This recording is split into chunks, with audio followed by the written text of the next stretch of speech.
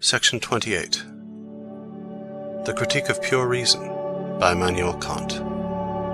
Transcendental Doctrine of Elements. Part 2. Transcendental Logic. Second Division. Transcendental Dialectic. Book 2. Of the Dialectical Procedure of Pure Reason. Chapter 2. The Antinomy of Pure Reason. Sections 4 through 6. Section 4. Of the necessity imposed upon pure reason of presenting a solution of its transcendental problems. To avow an ability to solve all problems and to answer all questions would be a profession certain to convict any philosopher of extravagant boasting and self-conceit, and at once to destroy the confidence that might otherwise have been reposed in him. There are, however, sciences so constituted that every question arising within their sphere must necessarily be capable of receiving an answer from the knowledge already possessed, for the answer must be received from the same sources whence the question arose. In such sciences, it is not allowable to excuse ourselves on the plea of necessary and unavoidable ignorance. A solution is absolutely requisite. The rule of right and wrong must help us to the knowledge of what is right and wrong in all possible cases. Otherwise, the idea of obligation or duty would be utterly null, for we cannot have any obligation to that which we cannot know. On the other hand, in our investigations of the phenomena of nature, much must remain uncertain, and many questions continue insoluble, because what we know of nature is far from being sufficient to explain all the phenomena that are presented to our observation. Now, the question is, whether there is in transcendental philosophy any question relating to an object presented to pure reason, which is unanswerable by this reason, and whether we must regard the subject of the question as quite uncertain so far as our knowledge extends, and must give it a place among those subjects of which we have just so much conception as is sufficient to enable us to raise a question, faculty or materials failing us, however, when we attempt an answer. Now, I maintain that, among all speculative cognition, the peculiarity of transcendental philosophy is that there is no question relating to an object presented to pure reason which is insoluble by this reason, and that the profession of unavoidable ignorance, the problem being alleged to be beyond the reach of our faculties, cannot free us from the obligation to present a complete and satisfactory answer. For the very conception which enables us to raise the question must give us the power of answering it, inasmuch as the object, as in the case of right and wrong, is not to be discovered out of the conception. But in transcendental philosophy, it is only the cosmological questions to which we can demand a satisfactory answer in relation to the constitution of their object, and the philosopher is not permitted to avail himself of the pretext of necessary ignorance and impenetrable obscurity. These questions relate solely to the cosmological ideas, for the object must be given in experience, and the question relates to the adequateness of the object to an idea.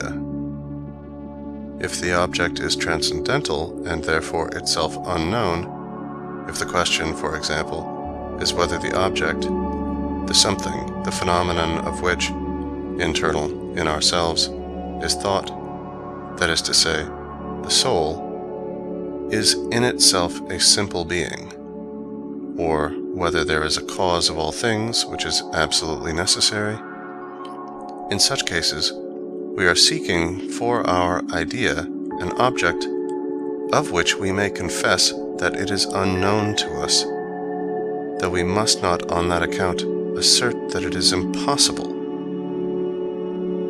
Footnote. The question, what is the constitution of a transcendental object, is unanswerable. We are unable to say what it is. But we can perceive that the question itself is nothing, because it does not relate to any object that can be presented to us. For this reason, we must consider all the questions raised in transcendental psychology as answerable and as really answered, for they relate to the transcendental subject of all internal phenomena, which is not itself phenomenon, and consequently not given as an object, in which, moreover, none of the categories, and it is to them that the question is properly directed, find any conditions of its application. Here, therefore, is a case where no answer is the only proper answer. For a question regarding the constitution of a something which cannot be cogitated by any determined predicate, being completely beyond the sphere of objects and experience, is perfectly null and void. Back to text. The cosmological ideas alone possess the peculiarity that we can presuppose the object of them and the empirical synthesis requisite for the conception of that object to be given. And the question, which arises from these ideas, relates merely to the progress of this synthesis, insofar as it must contain absolute totality, which, however, is not empirical, as it cannot be given in any experience.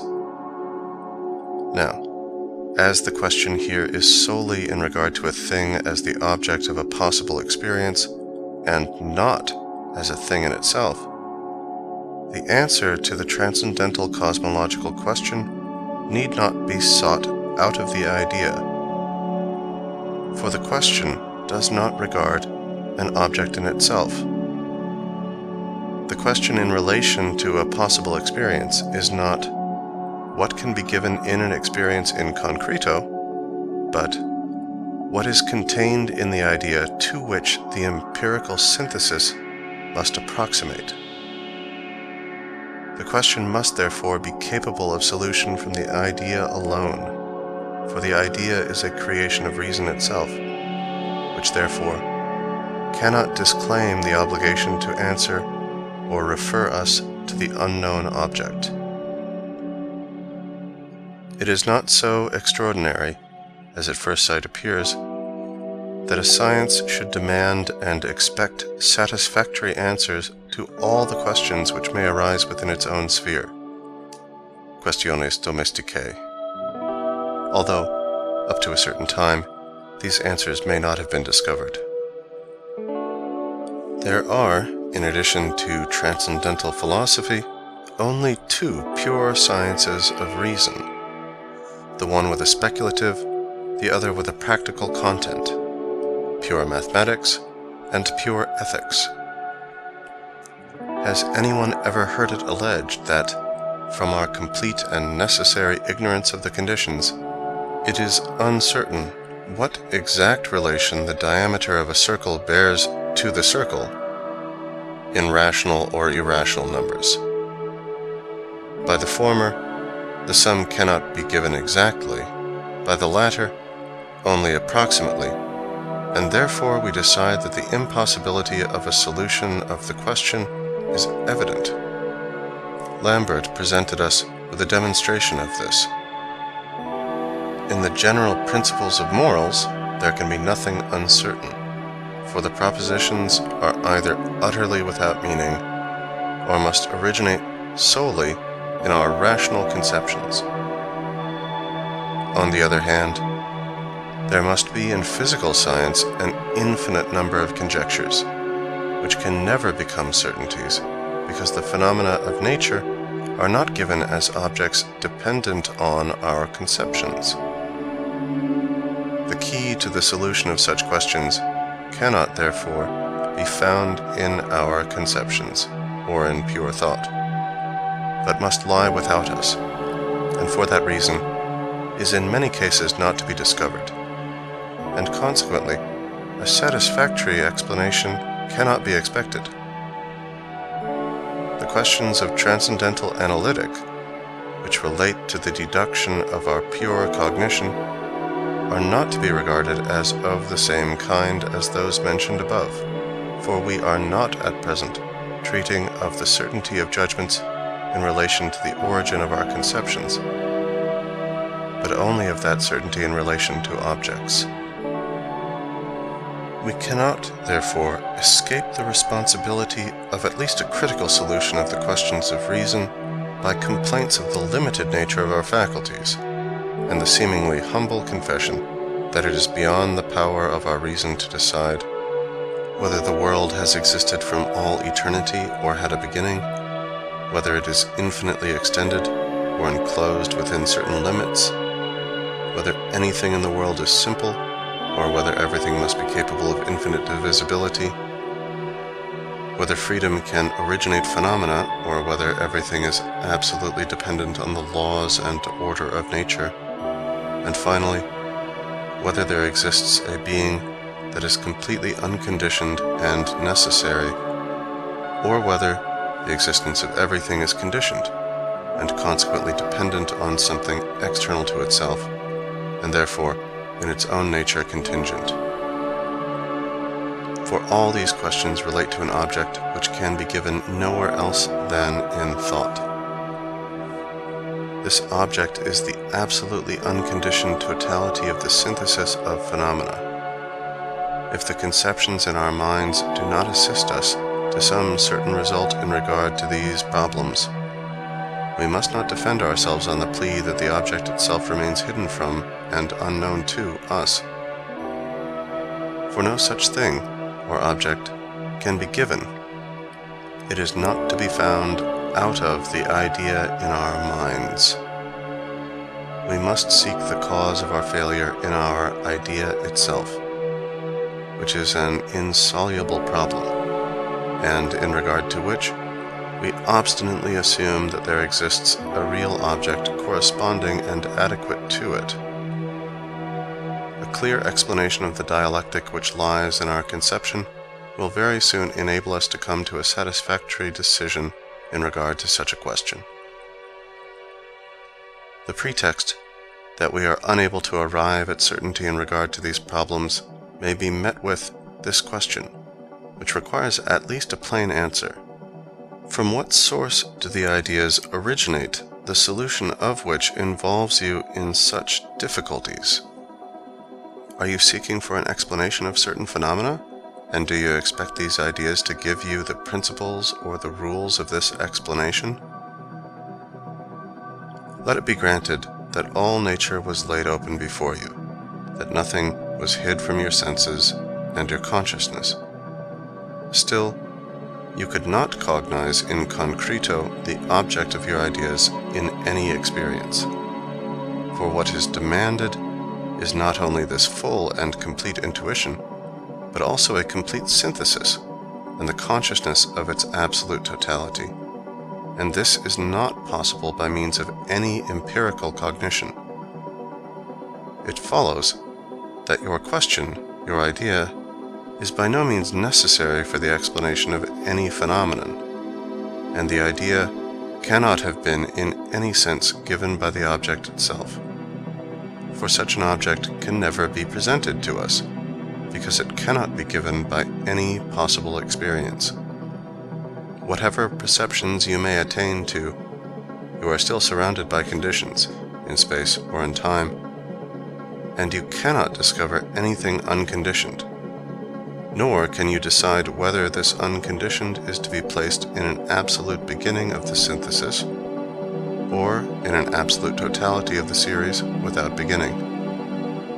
A whole, in the empirical signification of the term, is always merely comparative. The absolute whole of quantity, the universe, of division, of derivation, of the condition of existence, with the question whether it is to be produced by finite or infinite synthesis, no possible experience can instruct us concerning. You will not, for example, be able to explain the phenomena of a body in the least degree better, whether you believe it to consist of simple or of composite parts. For a simple phenomenon, and just as little an infinite series of composition, can never be presented to your perception. Phenomena require and admit of explanation only insofar as the conditions of that explanation are given in perception. But the sum total of that which is given in phenomena, considered as an absolute whole, is itself a perception, and we cannot therefore seek for explanations of this whole beyond itself in other perceptions. The explanation of this whole is the proper object of the transcendental problems of pure reason. Although, therefore, the solution of these problems is unattainable through experience, we must not permit ourselves to say that it is uncertain how the object of our inquiries is constituted. For the object is in our own mind, and cannot be discovered in experience.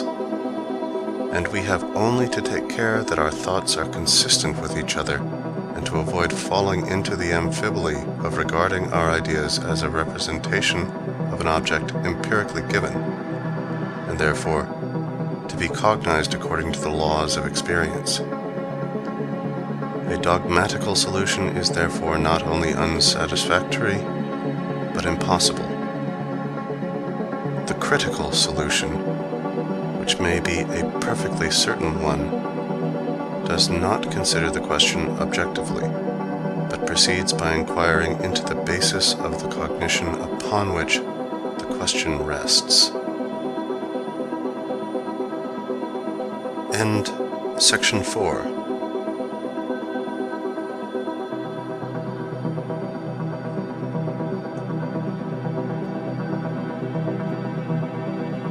Section 5. Skeptical exposition of the cosmological problems presented in the four transcendental ideas. We should be quite willing to desist from the demand of a dogmatical answer to our questions, if we understood beforehand that, be the answer what it may, it would only serve to increase our ignorance, to throw us from one incomprehensibility into another, from one obscurity into another still greater, and perhaps lead us into irreconcilable contradictions.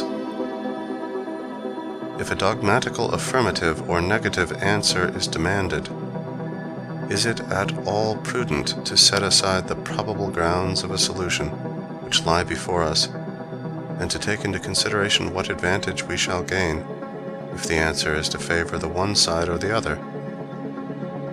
If it happens that in both cases the answer is mere nonsense, we have in this an irresistible summons to institute a critical investigation of the question, for the purpose of discovering whether it is based on a groundless presupposition and relates to an idea the falsity of which would be more easily exposed in its application and consequences than in the mere representation of its content.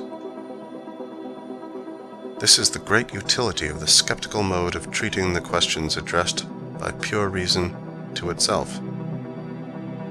By this method, we easily rid ourselves of the confusions of dogmatism and establish in its place a temperate criticism which, as a genuine cathartic, will successfully remove the presumptuous notions of philosophy and their consequence, the vain pretension to universal science.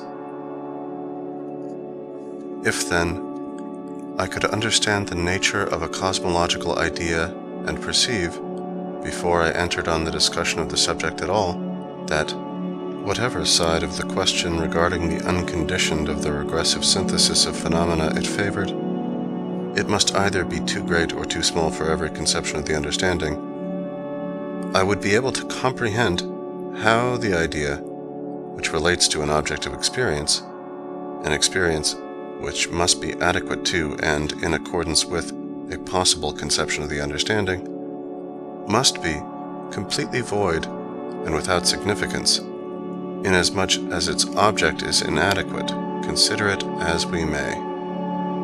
And this is actually the case with all cosmological conceptions, which, for the reason above mentioned, involve reason so long as it remains attached to them in an unavoidable antinomy. For suppose, first, that the world has no beginning.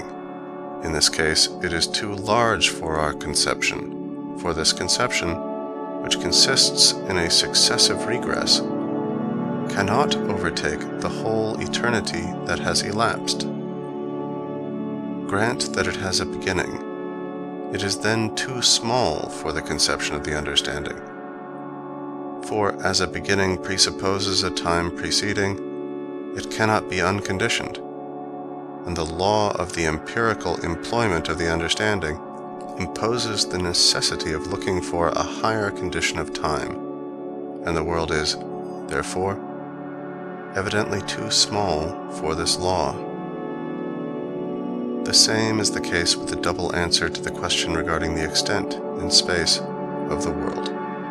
For if it is infinite and unlimited, it must be too large for every possible empirical conception. If it is finite and limited, we have a right to ask, what determines these limits? Void space is not a self-subsistent correlate of things, and cannot be a final condition, and still less an empirical condition, forming a part of a possible experience. For how can we have any experience or perception of an absolute void? But the absolute totality of the empirical synthesis requires that the unconditioned be an empirical conception. Consequently, a finite world is too small for our conception. Secondly, if every phenomenon, matter, in space, consists of an infinite number of parts, the regress of the division is always too great for our conception. And if the division of space must cease with some member of the division, the simple, it is too small for the idea of the unconditioned. For the member at which we have discontinued our division still admits a regress to many more parts contained in the object. Thirdly, suppose that every event in the world happens in accordance with the laws of nature. The causality of a cause must itself be an event, and necessitates a regress to a still higher cause, and consequently, the unceasing prolongation of the series of conditions a parte priori. Operative nature is therefore too large for every conception we can form in the synthesis of cosmical events. If we admit the existence of spontaneously produced events, that is, of free agency, we are driven in our search for sufficient reasons on an unavoidable law of nature and are compelled to appeal to the empirical law of causality. And we find that any such totality of connection in our synthesis is too small for our necessary empirical conception. Fourthly, if we assume the existence of an absolutely necessary being, whether it be the world, or something in the world, or the cause of the world, we must place it in a time at an infinite distance from any given moment, for otherwise it must be dependent on some other and higher existence. Such an existence is, in this case, too large for our empirical conception, and unattainable by the continued regress of any synthesis. But if we believe that everything in the world, be it conditioned or conditioned, is contingent, every given existence is too small for our conception. For in this case, we are compelled to seek for some other existence upon which the former depends. We have said that, in all these cases, the cosmological idea is either too great or too small for the empirical regress in a synthesis, and consequently, for every possible conception of the understanding. Why did we not express ourselves in a manner exactly the reverse of this, and, instead of accusing the cosmological idea of overstepping or of falling short of its true aim, possible experience, say that, in the first case, the empirical conception is always too small for the idea, and in the second, too great, and thus attach the blame of these contradictions to the empirical regress? The reason is this: possible experience can alone give reality to our conceptions. Without it, a conception is merely an idea, without truth or relation to an object. Hence, a possible empirical conception must be the standard by which we are to judge whether an idea is anything more than an idea and fiction of thought, or whether it relates to an object in the world. If we say of a thing that in relation to some other thing it is too large or too small, the former is considered as existing for the sake of the latter, and requiring to be adapted to it. Among the trivial subjects of discussion in the old schools of dialectics was this question: if a ball cannot pass through a hole, shall we say that the ball is too large, or the hole too small? In this case, it is indifferent what expression we employ, for we do not know which exists for the sake of the other. On the other hand, we cannot say, the man is too long for his coat, but the coat is too short for the man. We are thus led to the well-founded suspicion that the cosmological ideas, and all the conflicting sophistical assertions connected with them, are based upon a false and fictitious conception of the mode in which the object of these ideas is presented to us. And this suspicion will probably direct us how to expose the illusion that has so long led us astray from the truth. End Section 5.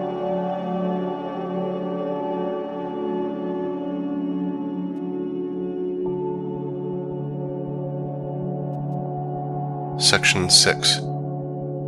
Transcendental idealism as the key to the solution of pure cosmological dialectic. In the transcendental aesthetic, we proved that everything intuited in space and time, all objects of a possible experience, are nothing but phenomena, that is, mere representations, and that these, as presented to us, as extended bodies or as a series of changes, have no self-subsistent existence apart from human thought. This doctrine I call Transcendental Idealism. Footnote. I have elsewhere termed this theory formal idealism to distinguish it from material idealism, which doubts or denies the existence of external things. To avoid ambiguity, it seems advisable in many cases to employ this term instead of that mentioned in the text. Back to text. The realist, in the transcendental sense, regards these modifications of our sensibility, these mere representations, as things subsisting in themselves.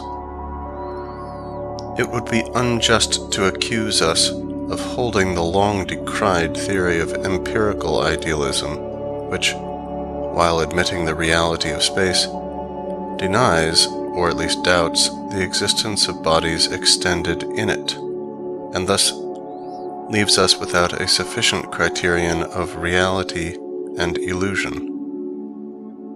The supporters of this theory find no difficulty in admitting the reality of the phenomena of the internal sense in time. Nay, they go the length of maintaining that this internal experience is of itself a sufficient proof of the real existence of its object as a thing in itself. Transcendental idealism allows that the objects of external intuition, as intuited in space and all changes in time, as represented by the internal sense, are real. For, as space is the form of that intuition which we call external, and without objects in space, no empirical representation could be given us, we can and ought to regard extended bodies in it as real. The case is the same with representations in time. But time and space, with all phenomena therein, are not in themselves things. They are nothing but representations, and cannot exist out of and apart from the mind. Nay, the sensuous internal intuition of the mind, as the object of consciousness, the determination of which is represented by the succession of different states in time, is not the real proper self, as it exists in itself, not the transcendental subject, but only a phenomenon which is presented to the sensibility of this, to us, unknown being. This internal phenomenon cannot be admitted to be a self-subsisting thing, for its condition is time, and time cannot be the condition of a thing in itself. But the empirical truth of phenomena in space and time is guaranteed beyond the possibility of doubt, and sufficiently distinguished from the illusion of dreams or fancy, although both have a proper and thorough connection in an experience according to empirical laws. The objects of experience, then, are not things in themselves, but are given only in experience, and have no existence apart from and independently of experience. That there may be inhabitants in the moon, although no one has ever observed them, must certainly be admitted, but this assertion means only that we may, in the possible progress of experience, discover them at some future time. For that which stands in connection with a perception, according to the laws of the progress of experience, is real. They are therefore really existent, if they stand in empirical connection with my actual or real consciousness, although they are not in themselves real, that is, apart from the progress of experience. There is nothing actually given. We can be conscious of nothing as real, except a perception and the empirical progression from it to other possible perceptions. For phenomena, as mere representations, are real only in perception, and perception is, in fact, nothing but the reality of an empirical representation, that is, a phenomenon. To call a phenomenon a real thing prior to perception means either that we must meet with this phenomenon in the progress of experience, or it means nothing at all. For I can say only of a thing in itself that it exists without relation to the senses and experience. But we are speaking here merely of phenomena in space and time, both of which are determinations of sensibility, and not of things in themselves. It follows that phenomena are not things in themselves, but are mere representations, which, if not given in us, in perception, are non-existent. The faculty of sensuous intuition is properly a receptivity, a capacity of being affected in a certain manner by representations, the relation of which to each other is a pure intuition of space and time, the pure forms of sensibility. These representations, insofar as they are connected and determinable in this relation, in space and time, according to the laws of the unity of experience, are called objects. the non-sensuous cause of these representations is completely unknown to us, and hence cannot be intuited as an object. For such an object could not be represented either in space or in time, and without these conditions, intuition or representation is impossible. We may at the same time term the non-sensuous cause of phenomena the transcendental object, but merely as a mental correlate to sensibility, considered as a receptivity. To this transcendental object, we may attribute the whole connection and extent of our possible perceptions, and say that it is given and exists in itself prior to all experience. But the phenomena corresponding to it are not given as things in themselves, but in experience alone, for they are mere representations, receiving from perceptions alone significance and relation to a real object, under the condition that this or that perception, indicating an object, is in complete connection with all others in accordance with the rules of the unity of experience. Thus, we can say, the things that really existed in past time are given in the transcendental object of experience. But these are, to me, real objects, only insofar as I can represent to my own mind that a regressive series of possible perceptions, following the indications of history or the footsteps of cause and effect, in accordance with empirical laws, that, in one word, the course of the world conducts us to an elapsed series of time as the condition of the present time. This series in past time is represented as real, not in itself, but only in connection with a possible experience. Thus, when I say that certain events occurred in past time, I merely assert the possibility of prolonging the chain of experience from the present perception upwards to the conditions that determine it according to time.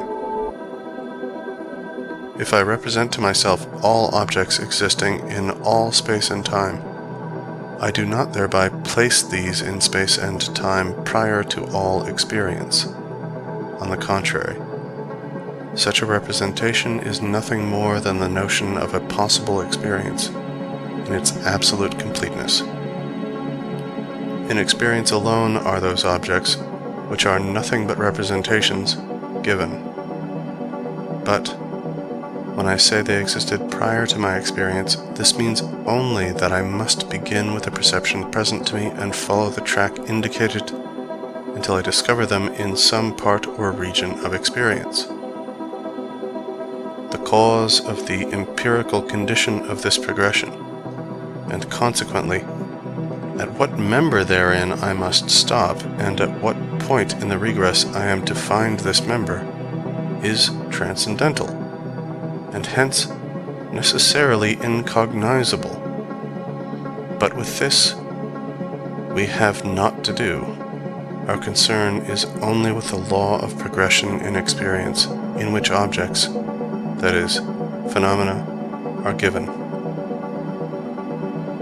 It is a matter of indifference whether I say, I may in the progress of experience discover stars at 100 times greater distance than the most distant of those now visible, or stars at this distance may be met in space, although no one has or ever will discover them. For if they are given as things in themselves without any relation to possible experience, they are, for me, non-existent, consequently are not objects, for they are not contained in the regressive series of experience.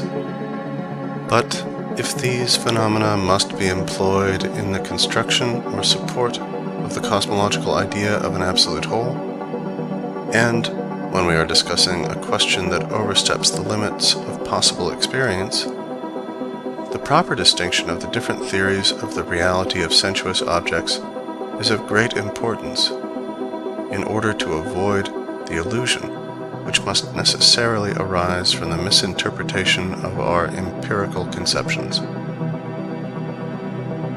End Section 6.